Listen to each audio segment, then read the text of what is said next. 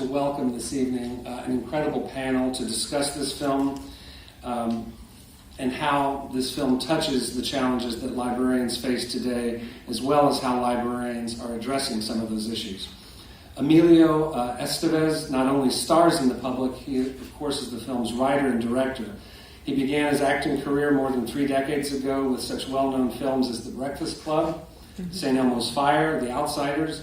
He went on to star in the Mighty Ducks franchise as well as several other films. In addition to his acting career, he has directed both television and films, including the movies Bobby and The Way, in which he directed his father, Martin Sheen. In an interview with the Washington Post about his newest project, The Public, Emilio described libraries as an essential bridge to close the digital and access divide between class and race. And that is so true. Emilio spent time here in this very building at Central Library exploring the subject of the film and conducting research with our librarians. And we take great pride in that our librarians helped form Emilio's ideas for this film. And I think the way this film portrays librarians and the spirit of this profession is beautiful, and we're really proud of that here at LA Public Library. Leading the conversation this evening will be Beverly White, a reporter with KNBC News. Beverly has been bringing us the news for more than 2 decades at KNBC, covering stories that range from the Northridge earthquake to the death of music icon Prince. Last year, she was honored with the Chuck Stone Lifetime Achievement Award from the National Association of Black Journalists. Rounding out our panel is Ryan Dowd, the executive director of Hesed House, the second largest homeless shelter in Illinois, and the author of the American Library Association book, The Librarian's Guide to Homelessness.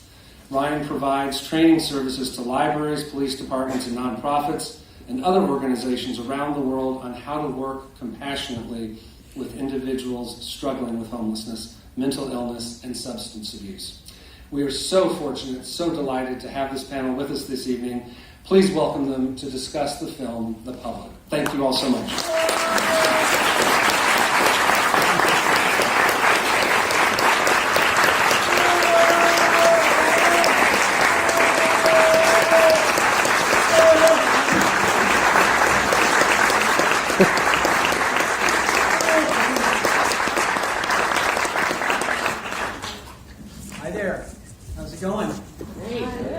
We have to, of course, make sure we've turned on our microphones. And I can't believe the director on the panel didn't figure that out with the nudge. But I've been reminded, to get all our microphones on and ask you all to please silence your phones unless, of course, you're capturing images. But we'd like to get the conversation started without any hesitation, because if you saw what I saw, you're deeply moved and crazy curious about the genesis of this project. Let's start with Emilio. And how did this begin? How long ago to completion? Sure. So this journey began 12 years ago, April 1st, 2007. It began with an article in the LA Times. The Times was delivered to the house. I opened it up and began reading this piece by former Salt Lake City librarian Chip Ward. And Chip was retiring. The thesis of his essay was that libraries had become de facto homeless shelters, and that librarians had become first responders and de facto social workers. And so I was moved by the piece. I had done the bulk of my research for the film before that, called Bobby, here on the bottom floor of this building. So I knew the world that Chip Ward was talking about, but he was talking about that this was now on an epidemic level. Every urban library in the country was experiencing this. So I came back to downtown Grant, LAPL, went to see if, in fact, it had gotten as bad as Chip was talking about. And I began to dig into this piece and started to imagine what it would look like on a particularly cold night if the patrons here decided not to leave, how the media would respond, how law enforcement would respond, how politicians might use it to spin it out of control, and in fact, that's what we see happen in the film. I've had 10 years to really marinate in the material and get it right. One of the things we did when we, as John had mentioned, we took the film to ALA in New Orleans. We also took it to Midwinter Conference in Seattle, But one of the first things that the librarian said, and again, that was the most terrifying screening. We didn't get it. We blew it with librarians. That was it. So the first question was, how did you get us so right? And the second question was that a body double? So I wasn't sure how to take that. Actually, the person asked, did you use a stunt butt? That's right. Let's transition to Ryan's contribution to the conversation, because you were present for what we just described, where the ALA screened the movie. You've been with Emilio on this project to, I guess, validate the existence of this very issue that we've seen on the screen from your activism and your advocacy, starting in Illinois. Tell us about that. Yeah, so I've worked in a homeless shelter, or volunteered in a homeless shelter since I was 13, so this is something I know very, very well. And Emilio reached out when he heard about my book and invited me out to the Santa Barbara Film Festival. And the moderator just kind of pulled me up on stage. And there was a few questions about homelessness, so I ended up taking them. And Emilio afterwards said, hey, that worked pretty well. Let's do that again. 25 cities later, here we are. But no, I think it's really special for me. It's very meaningful for me to be a part of this and to take a film that gets homelessness so right and can help drive the conversation forward, because our country desperately needs conversations like this to be happening in LA and in San Francisco and across the country, because if we're not talking about it, we're not going to do anything about it. So my greatest hope for this movie is that the conversation makes a difference.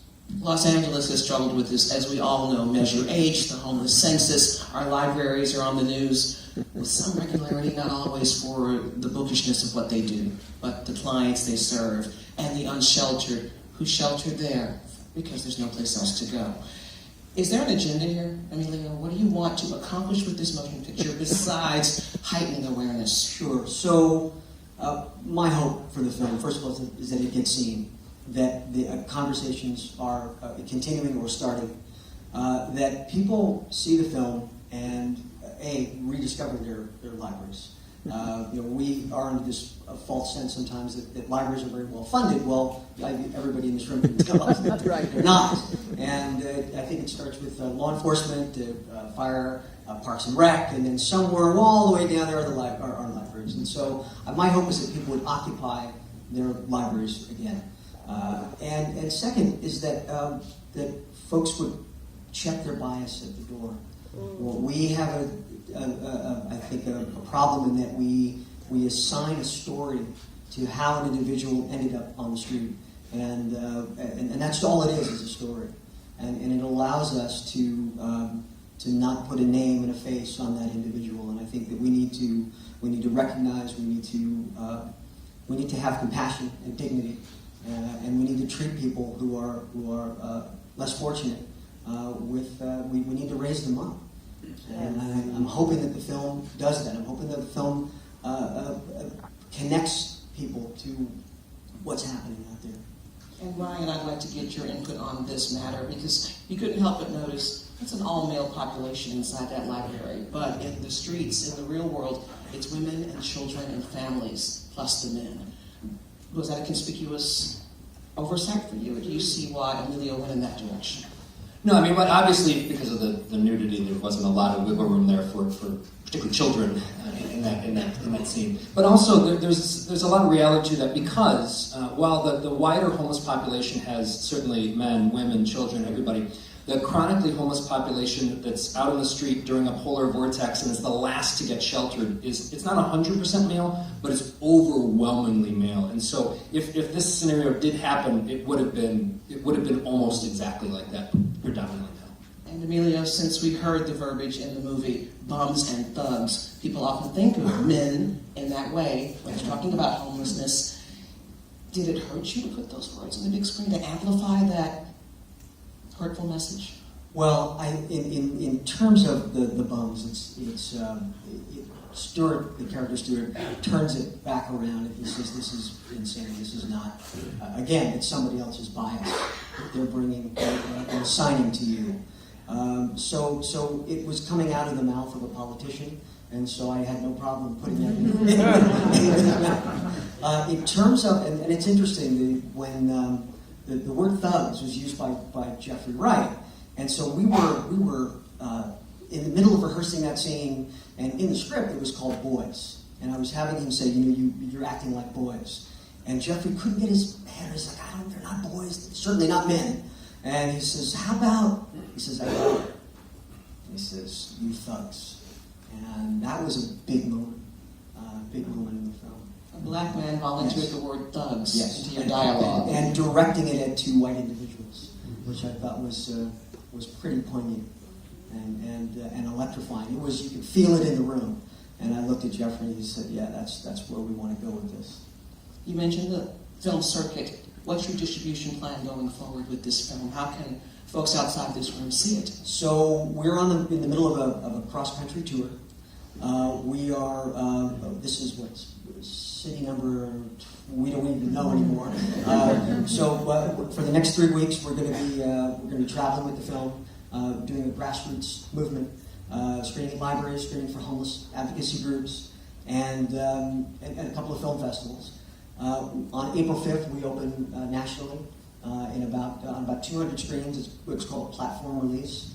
And so from there, we'll expand. But again, it's going to be incumbent upon this grassroots movement, screening for people, creating a word of mouth. And if you like the film, we encourage you to talk about it and to go on our social media. Really independent cinema. If you love independent movies, and I know most of you here probably do, we don't have the luxury of putting it into 4,000 screens, nor the money that it comes to, that we need to do something like that. So this is really going to be a word of mouth, grassroots effort to get people into the theaters. AMC Theaters has come aboard to be a partner with us. Regal, Harkins Theaters. It started as a little movie and now has become somewhat of a movement to get this film out there and get it in front of people. The screenings you mentioned, the homeless advocates and the librarians. How about the homeless? What are they saying in this movie? Or have they been invited in special spaces to do what we're doing right now? Yeah, we did a screening in Houston, the Houston Public Library, where 99% of the people in the room who were experiencing homelessness.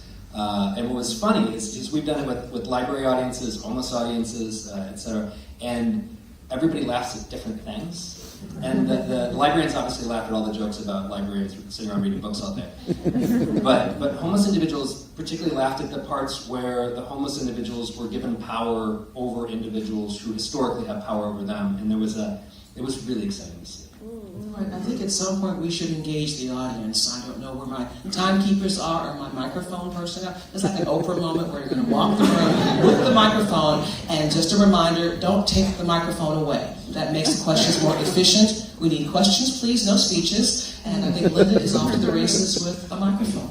So she'll follow and find the people with their hands in the air. The more efficient questions, the more questions we can take. Sir, don't hog the microphone. I want to thank you, first of all. Emilio Estevez, we have followed your career. You are a hero for a long time. Thank you. Especially here, right now. You're a hero because you're doing something that is worthwhile, that it's important. I believe this film is going to grow and grow more. And I just wanted to say thank you. Thank you, man. I appreciate that. Appreciate it. Somebody in the back? And the lovely lady here in the front, Linda, when you get a moment. She'll be with you in just a second, man. Thank you. I work with an organization called Family Promise, and we serve homeless families with minor children. You're talking about partnering and creating awareness with the advocacy. How do we as service providers and supporters better support the film and couple with you guys to help get the message across? Because that's our challenge. Sure. We have two representatives here from Universal who would, if you have a business card and you would like to share that with them, that would be great, and sort of figure out how we can help with group sales and get people, get folks involved from your organization. That would be great. Thank you so much. Can we ask the reps from Universal to please stand? Yes. Just so we know exactly who you are, and folks can find you when this conversation concludes. Thank you so much for being here. It's Mark and Erica, so introduce yourselves to them and give them your business card. Thank you. This conversation shouldn't stop when we leave this space. Linda has found another person with a question right here on the front. Thank you, ma'am. I'm Yolanda Alanis, and I'm with the End Homelessness Now LA campaign. We're having a press conference on Wednesday, and I would like to ask you if you could be there. It's at the Parker Center at 1:30, and we're a mass organization, many different groups, very grassroots, including homeless people. And what we're trying to do is bring not only consciousness, but a due attitude of taking the public facilities we have now and turn them into permanent housing and shelters for people. We need that. We have 650,000 people living on the street. And most of them are people of color, as you know. That's right. I'm sure you found that out in doing this movie. So I know you're busy, but if there's any way you can make it, it would make such a mark for us in terms of getting the word out. You can find us on Facebook. Thank you for the invitation. I think I mentioned that we are on the road. I have a 6 a.m. flight tomorrow morning to Minneapolis. Minneapolis, we go to Chicago, Chicago to Madison, Had to ask. Madison to Virginia, and then so I won't be here Wednesday. Unfortunately, I'll be in an airport somewhere. Next time. Thank you. Yes. Well, Another question, yes, sir. yeah, first of all, I'm a big fan of Emilio. Thank you. Love your movie, Bobby. Thank you. But I have to admit, I'm a bigger fan of the real heroes here tonight, Librarians. Indeed. I'm a homeless person. I've been homeless for 20 years. I have a question for you, though, Emilio. And that is, your movie touches on a lot of issues. There's a lot of conversations there about the way news is reported, the way politics is done, the way homeless people have so few options and oftentimes have to take a stand to get fundamental things like toilets or access to a shelter that's safe in the cold. I'm very interested that your movie doesn't take any of the big splashy endings on any of those questions. And I'd like to ask you about your process and your thinking about that and what you hope, what kind of thought you went through on that and your thoughts on that. Thank you. I don't think that the issue of homelessness or any of the big issues of our time are going to be solved with any one resolution, any piece of legislation, or any film or any book. But I think that all of them working together can inspire. The film doesn't offer a solution. It invites a conversation, and it's a celebration of nonviolent civil disobedience, which is why the ending is the way it is. So often we see these incidences, and I'm sure you've reported on them quite often, where they end, where it all goes pear-shaped, where violence is the answer. Violence is clearly not the answer. Nothing has ever really been solved by using violence as a means to an end. And so it was very important for me to end this film in a nonviolent, peaceful way. Did you start with that resolution going in, the fact that you were going to... No, in fact, I wrote a much darker, more diabolical ending to this film. And Linda, you read a very early draft. Linda Riddell Betts is here. She gave me access. This is going back 2007, 2008. Linda walked through a lot of the drafts with me. It was a much darker ending, and Stewart did not survive the SWAT appearing in the library. And it did end violently. And as I had the time to really sit with the material and marinate in it, it was clear to me that it needed a much more hopeful ending. And a lot of this, I have to, blame my father in many ways. He's been arrested 66, 68 times, depending on who you ask, all for acts of nonviolent civil disobedience. And when I was a young man, I would watch him get... washing dishes at Bread and Roses. Of course, that's right. That's where he was doing his community service for his arrest. But I would watch him get carted away on television. I really didn't... I understood it fundamentally, but I didn't understand it spiritually until I started working on this film. And again, having the time to sit in that and choosing a much more peaceful ending, I think I just think it's I think overall. it's a great I think ending. it's just If I it's could better. just make a comment. I think it's a great ending. Thank you. I think it's very interesting as a lover of books who first became alarmed about what was happening in this country when I saw in the 80s that library hours were being cut. That your book ends, your movie ends with a celebration of the human service of librarians. And the emphasis, although books are part of the story, that what it really ends on is naked humanity. And That's right. In libraries, you have books, you have the internet now, you have all of these other things, these modes of information. But we're really here underneath, we're all naked humanity. And that's the most important thing in this building. The And you books mentioned and Google. the internet- You mentioned Google. Librarians are the first Google. I just think that So we have another question. Forgive me. I want to make sure we get a few more voices in the conversation. Yes, sir. First of all, thank you for creating this sacred space. The movie was very powerful. You talked about your dad having like the elements. So from a spiritual perspective, you humanize a lot of the participants. You put glasses on the character who was able to see laser eyes. You were able to engage in that type of dialogue. So in that sense, you kind of created liberation theology in this film. And it brought me to tears because I've been doing this work for over 20 years. And I know you were in San Francisco with my colleagues. Up at Glide Memorial. I'm a board member of RAP, Western Regional Advocacy Project.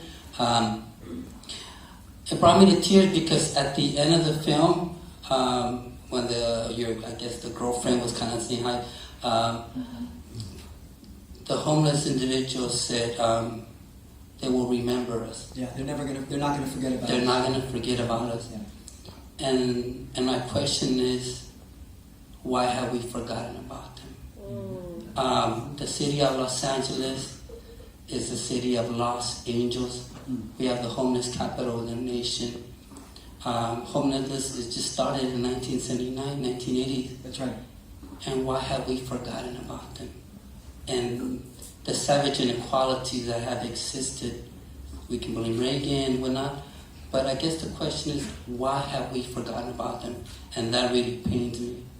I think this motion picture seeks to answer that question or provoke, as you said, conversation. Ryan, closing thoughts before we let Emilio wrap this up. Yeah. So I think there's an interesting point about that, and one of the reasons is that we do a really, really bad job portraying homelessness in the media, and particularly in Hollywood and television shows. Most films, most TV presents homeless individuals either as kind of all this collection of stereotypes in mental illness and substance abuse, or the exact opposite stereotype of kind of the noble, poor person who's absolutely perfect and smells like roses and never cusses, and neither of those are real. And the reality is that homeless individuals are sometimes funny, and sometimes sad, and sometimes angry. And that's all depicted in this movie. And that this is the first movie in a long, long time to do that, which is why I really hope that it's a vehicle for conversations that we've not been able to have in this country. Emilio? So, again, I'm going to go back to having the conversation. We know what it takes in terms of emergency services to take care of somebody who's on the street. It's about in Los Angeles, about $68,000 a year. You put a roof over that same individual's head, it goes down to $15,000. So we all pay for that, and somehow we've got to make homelessness sexy. If you know what I mean, we've got to figure out how for people have to be able to embrace it in a way that it becomes a cause celeb. It becomes an issue that people want to get behind. And we haven't been able to do that yet. Why? And that is the bigger question. That's the question I think that we all have to ask ourselves. With 56,000 people on the streets tonight in Los Angeles suffering from chronic homelessness, that is a number that should not be okay for any of us in this room. Yep. And so how do we get there collectively? We all do better when we all do better. So how do we pass that forward? How do we pass that baton? And how do we inspire others to action? So it starts with housing and healthcare, but you can't get to healthcare until you have a roof over your head. You can't get healthy until you have permanent supportive housing. So we got to get there, and we got to get there together. And who knew that libraries would possibly be the pivot point on which things change? Never for the grace. Never for the grace. Yes. Thank you, librarians. Thank you, all. Thank you, Hannah.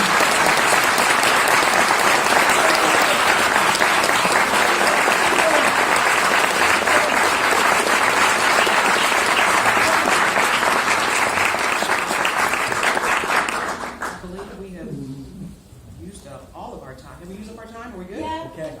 Thank you. Yes. Double check. Thank Thank you all.